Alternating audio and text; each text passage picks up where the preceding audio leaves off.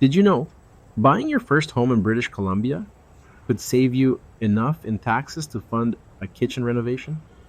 Seriously, I had a client last year who pocketed over $12,000 thanks to the property transfer tax exemption. Let me break this down for you like I'm chatting with you over coffee. So, picture this: you're finally ready to buy a place. Congrats. But then someone mentions the property transfer tax, and suddenly you're wondering if your budget's about to take a hit.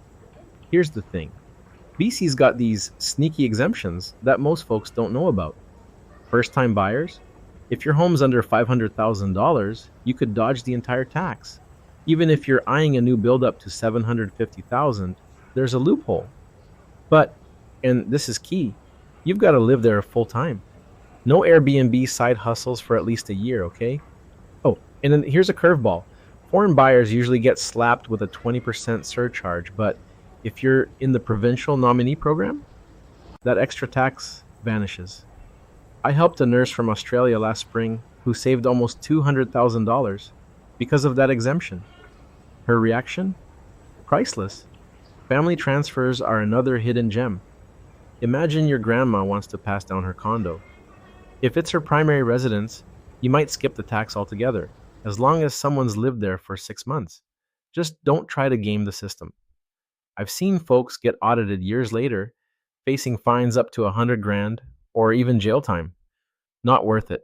Now, claiming these exemptions isn't rocket science. Your lawyer will handle the codes: 48 for first timers, 49 for new builds, but bring your paperwork. Citizenship docs, tax returns, the works.